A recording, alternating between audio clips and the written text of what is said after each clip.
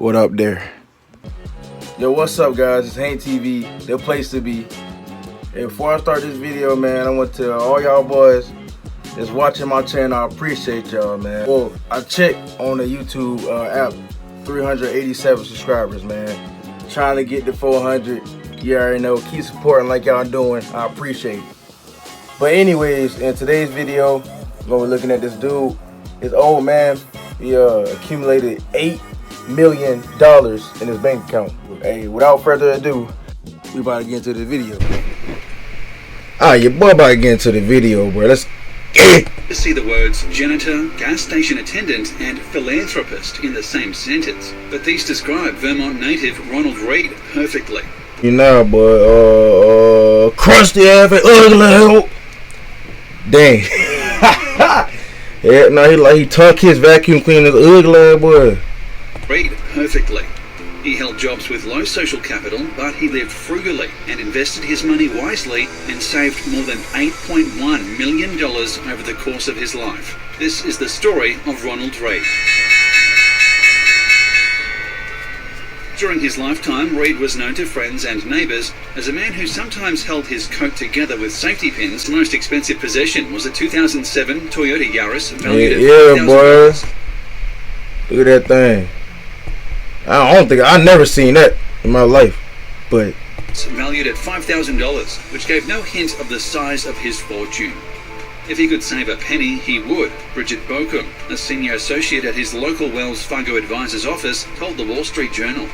Reed was born in the small town of Dummerston in 1921. He was the first in his family to graduate from high school, walking and hitchhiking about 4 miles each way from his home to school in Brattleboro. Dang! According to CNBC, Reed graduated from high school before serving in North Africa. Woo, boy! Cuz had a strong ass chin, boy. Woo! Heck no, boy, you be biting cans with an ugly chin. Strong chin, naked, ugly, boy. God, boy, look at that. Boy, look at your chin. Dang. Before serving in North Africa, Italy, and the Pacific during World War II, he purchased a house for $12,000 where he lived with his wife and stepchildren. He financed his stepchildren's college education, but otherwise had no overt signs of wealth. He briefly retired before returning to work as a janitor at JCPenney until 1997. Most people assumed that Reed was teetering on the edge of indigence. One day, a local woman named Ruth Marks went so far as to knit a winter hat for Ronald because she worried about him staying warm during the harsh Vermont winters. Ruth also made a point to periodically buy some of Ronald's firewood and other random trinkets whenever she could because she assumed he could use the money. He owned 95 stocks when he died in 2014, some of which he had held for decades. Reed's impressive secret was only revealed after he passed away, and it was discovered that he generously had bequeathed $6 million of his fortune to his city's library and hospital. He focused on companies that paid generous dividends, which he would reinvest into... Hey man, that's what you gotta do when you have wealth. You gotta distribute the wealth. Man, that's what you gotta do when you distribute wealth. You know what I'm saying? You gotta pass it around. Like saying me personally, like my channel hit that going, oh, I don't know, 14K. You know, I'm making some decent money. You know, some money just to slide through. You know what I'm saying? I would give it to charities and junk. You know, people who are less fortunate, because that's what you're supposed to do. You're supposed to have a generous heart.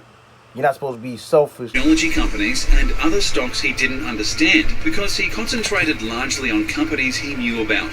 The Wall Street Journal said that, besides being a good stock picker, he displayed remarkable frugality and patience, which gave him many years of compounded growth.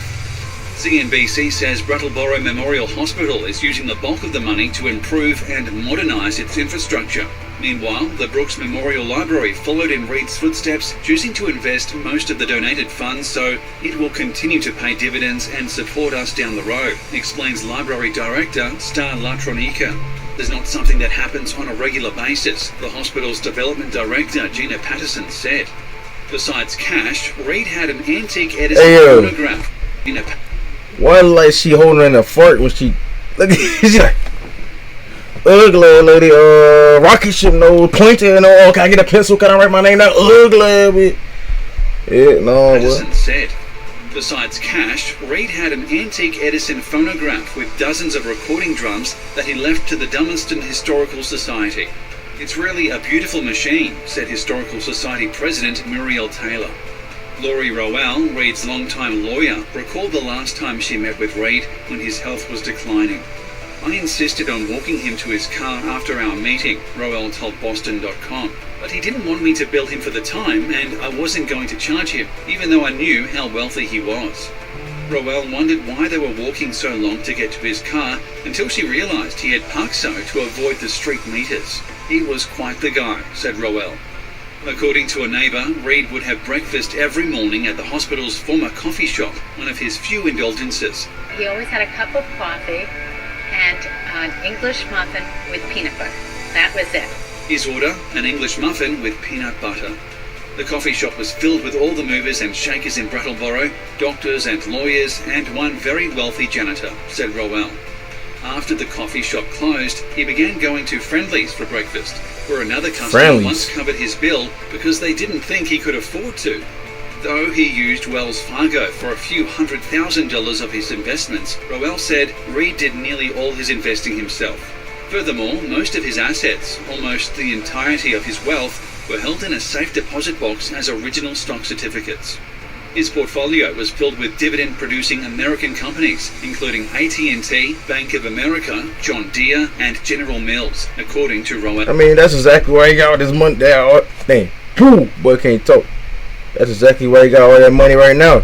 I'm pretty sure back then, I mean, they was like low, but now they freaking blowing up. American companies, including AT&T, Bank of America, John Deere, and General Mills, according to Rowell. Man, no tech or apparel companies, she said. He invested in what he knew. Over time, these investments grew substantially.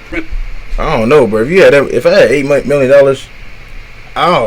that's hard. That's actually hard first to gain that much of wealth, and then second of all, to hide that from everybody that you knew, or you like accompanied with. I mean, like he had to have that sudden like urge to like just flex with like look at my, you know what I'm saying, buy this, go and watch, this Rich. I about to say Richie Pryor, Frank Mueller or something, bro. You know what I'm saying, flex on it.